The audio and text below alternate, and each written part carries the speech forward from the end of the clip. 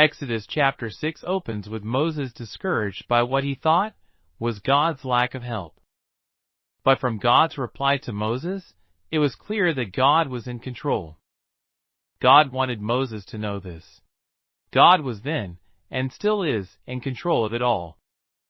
Moses was taken back by his status in comparison to Pharaoh's, which is understandable. But he was not thinking about God and the position he plays. Most of us are guilty of this today. God informs Moses Pharaoh will be dealt with, and it would not be lightly, but with a strong hand. God reminds Moses of who he is. I am the Lord. As we know, God is never changing as he does things in his timing, not our own. And he kept his covenant, and will continue to do so. I am the Lord is a phrase God used frequently in this chapter, and a message God continues to remind us of today.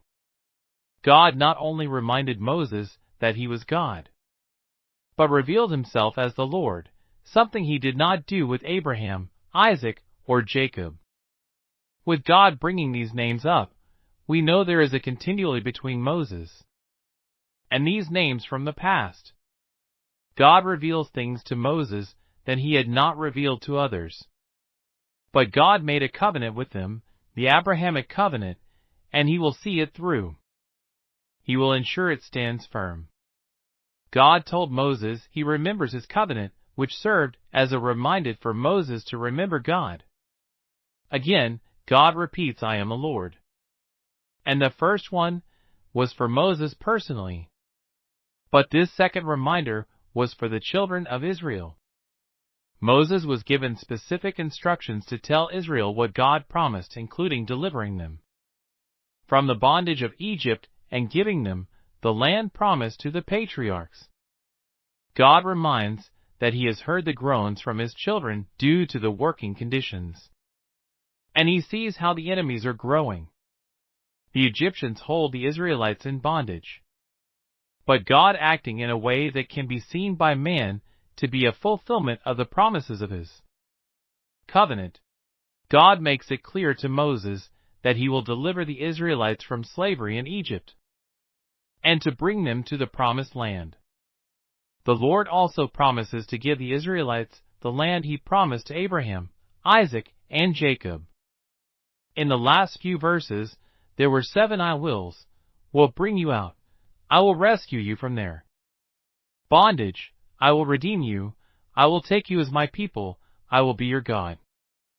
I will bring you into the land, and I will give it to you as a heritage.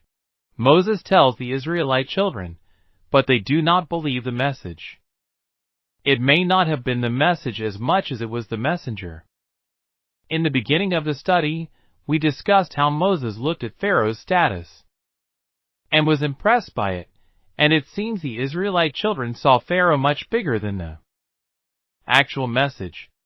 As Christians, we may find ourselves in such predicaments, but we must remember how big our God is. Moses spoke what God instructed him. But due to the cruel bondage by the Egyptians, the Israelites were low on hope. It looks like they had no hope. Notice how Moses speaks to the Israelites, not Aaron. We see several important events unfold here. For example, the Israelites do not listen to Moses despite a few chapters ago. They were praising and worshiping God. But at this point, without having signs to illustrate his message, the people were not willing to listen. The fact that Moses was the one talking reveals he had newfound confidence. But the people's hearts were cold due to their circumstances. Further, the Lord commands Moses to confront Pharaoh and demand the release of the Israelites. Moses is discouraged after the Israelites reject him, and he questions the Lord's ability to communicate with Pharaoh. Here, God is not discussing a 3-day journey, but a real departure from the land of Egypt for the Israelite children.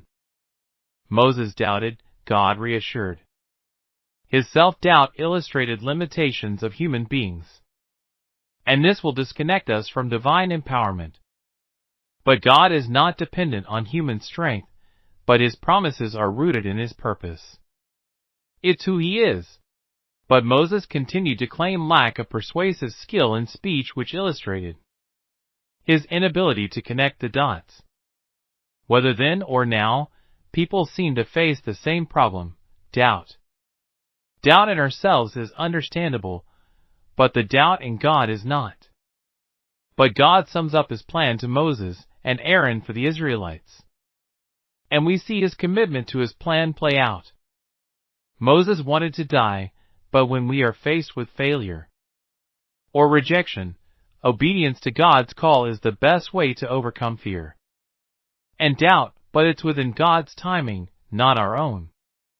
We are given a list of the sons of Reuben, Israel's oldest son, Hanok, Palu, Hezron, and Carmi, as well as a list of the sons of Simeon were Jemuel, Jamin, Ohad, Jachin, Zohar, and Shaul the son of a Canaanite woman. A list of the sons of Levi according to their generations: Gershon, Kohath, and Merari. And the years of the life of Levi were 137.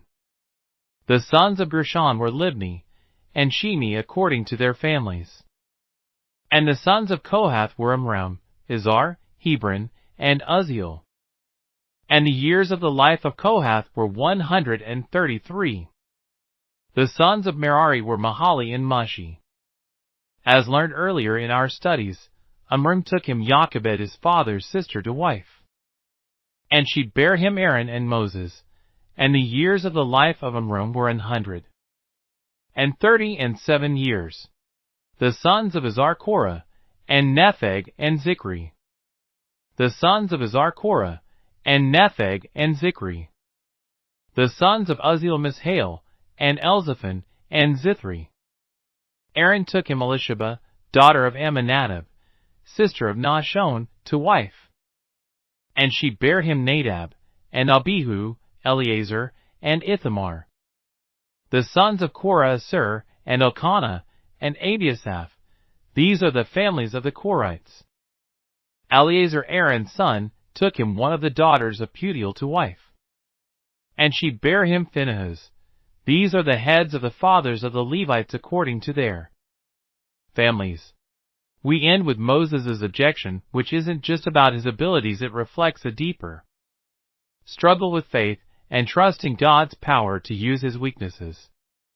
This is a reminder to each of us that it is not profitable to place confidence in ourselves. All our sufficiency must be in the Lord.